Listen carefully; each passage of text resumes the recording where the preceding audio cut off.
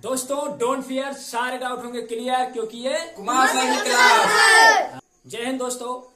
आज मैं trigonometry series को आगे बढ़ाते हुए क्वेश्चन लेके आया हूं। जैसे कि आप ये बोर्ड पर देख पा रहे हैं, क्वेश्चन लिखा गया है if sine A equal to 3/4 then find कीजिए कि प्रूव कीजिए आप under root cosec square A minus cot square A upon sec square A minus 1 equal to under root 7/3। तो यहाँ पर हमको दिया गया है साइन ए का मान दिया गया है और इसके बाद कह रहा है कि आप अंडर रूट के अंदर जितनी सारी चीजें हैं इनको सॉल्व करो और सॉल्व करने के बाद आप जो सिद्ध कीजिए कि इसका आंसर जो आता है वो अंडर रूट 7/3 आता है। तो करना कुछ नहीं है, नॉर्मल सा क्वेश्चन है। चलिए देखते हैं। सारा क्वेश्चन का मामला इसी में है, साइन ए इक्वल टू 3/4 में। चलिए यहां पर हम देखते हैं साइन ए इक्वल टू 3/4। तो यहाँ पे जैसे हम बता चुके हैं पिछली वीडियो में कि पाइथागोरस की परिमेय से जो हम यहाँ पर यानी कि हमारा हो गया लंब बटे कर्ण, तो यहाँ पर पाइथागोरस की परिमेय से हम आधार का मान आसानी से फाइंड कर सकते हैं। तो यहाँ पर लिखेंगे आधार का स्क्वायर इक्वल टू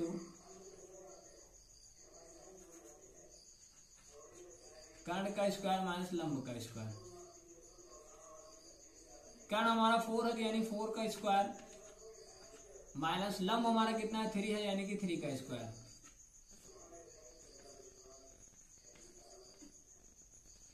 थ्री 9 हो जाएगा और 16 में से 9 जाएगा तो अंडर रूट 7 आ जाएगा। कितना आ जाएगा? Under root 7। ठीक है, यहाँ पे अंडर रूट 7 आ जाएगा। हमारा डायरेक्टली जो है आधार का मान हमारा आ जाता है अंडर रूट 7। ये डायरेक्टली हम फाइंड कर दें। ठीक है, अब यहाँ पर हमको चाहिए क्या? हमको चाहिए कॉसेक स्क्वायर ए, यानी कि अगर हम कॉसेक ए निकाल लेते हैं तो दोस्तों में फाइंड करने की कोई जरूरत ही नहीं था।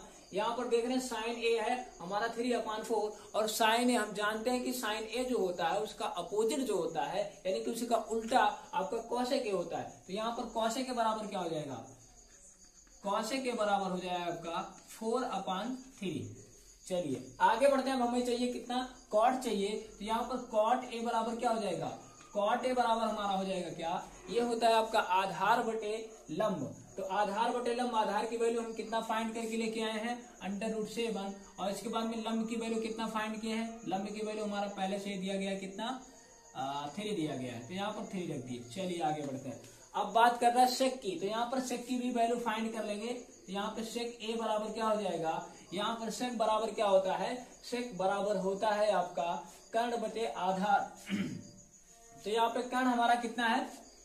यहाँ पे कर्ण हमारा है 4, आधार हमारा अंडर रूट 7। तो दोस्तों इस तरीके से हमारा तीनों मान फाइंड हो गए हैं। हम तीनों मानों को जो उठा के इसी फॉर्मूले में रख देते हैं यानी कि इसी इक्वेशन में रख देते हैं और जैसे जैसे इक्वेशन कहता जा रहा है वैसे वैसे सॉल्यूशन हम निकालते चले जाएंगे। चलिए मान रखने पर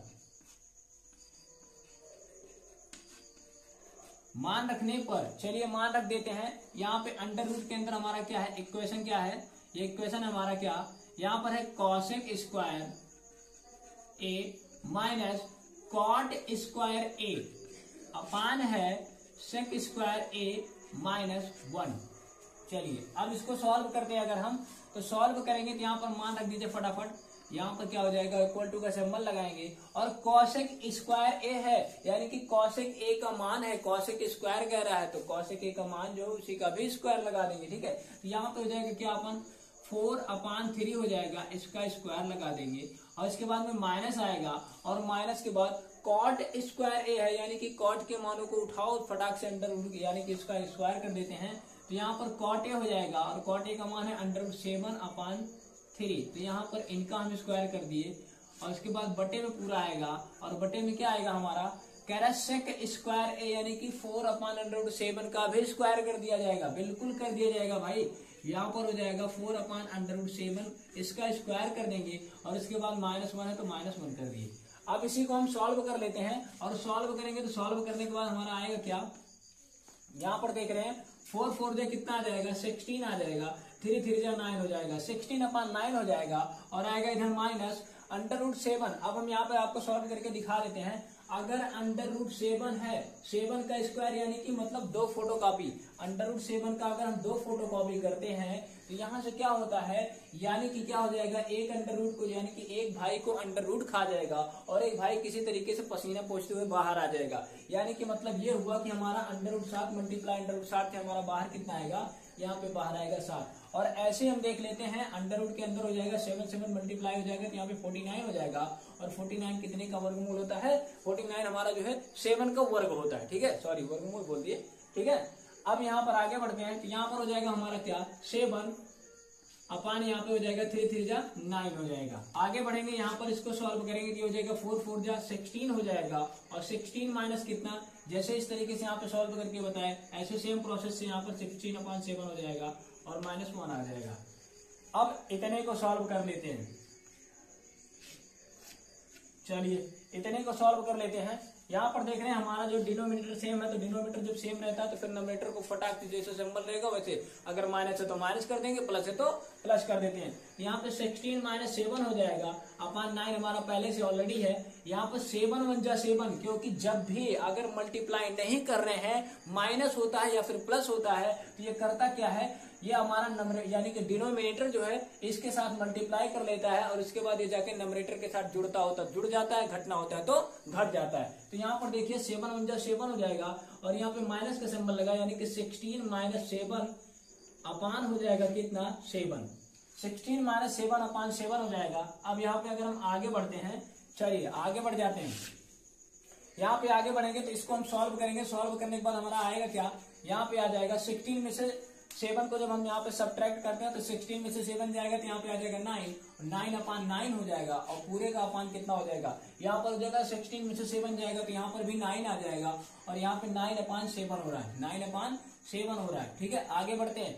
यहाँ पर आगे बढ़ेंगे तो इसको जब सेट करेंगे तो हम देख रहे हैं डबल भिन्ने जब एक साथ होते हैं, दोस्तों हम पिछली वीडियो में बता चुके हैं कि जब दो भिन्ने ऊपर रहती हैं यानी कि ऊपर नीचे रहती है, एक भिन्न ये हो गया दूसरी भिन्न ये हो गया, तो क्या करते हैं निचवा वाली भिन्ने को पलट देते हैं। यानी कि अगर वो पैर के बल खड़ा तो उसको उठा के सर के बल खड़ा कर दो। ठीक है ना, इसे उठा कर सर को कुट लीजिए दो, सर के बल खड़ा कर देंगे। यानी कि मतलब हमारा यहाँ पे हो जाएगा 9 अपान 9 और इसके बाद में फिर क्या हो जाएगा, यहाँ पे मल्टीप्लाई का सिंबल लगेगा और 7 उठ के ऊपर चला जाएगा यानी कि 7 मल्टीप्लाई बाई 9 हो जाएगा। ठीक है, इस तरीके से हो जाएगा।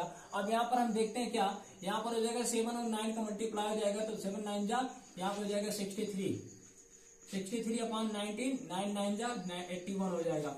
अब यहाँ पर हम देखते हैं क्या 60 ये जो है 63 ये जो है यहाँ पर ये किसी का वर्ग नहीं है दोस्तों। तो किसी का जब वर्ग नहीं है तो 63 को हम क्या लिखने को कर सकते हैं, क्या यहाँ पर कर सकते हैं 9 गुणे 7 बटे 81। अब यहाँ पर हम देखते हैं क्या, यहाँ से 81 से बाहर आ जाएगा हमारा 9 और 63 से यानी कि मतलब 9 मल्टीप्लाई बाई 7 से हमारा बाहर कितना आएगा, यहाँ पर आ जाएगा हमारा 3, क्योंकि 9 जो है बाहर जब आएगा तो ये 9 का वर्गमूल बाहर आएगा यहाँ से 3 और अंडर रूट में हमारा 7 रह जाएगा। ठीक है, बटे आएगा क्या, बटे हमारा 81 है तो 81 से बाहर कितना आएगा 9, 9 9 में 81 हो जाता है। ठीक है, तो यहाँ पर 3 एकम 3 हो जाएगा, 3 3 9 हो जाएगा और यहाँ पर अंडर रूट 7 1 अंडर रूट 7 हो जाएगा और पूरे का बटा कितना आएगा 3 आएगा।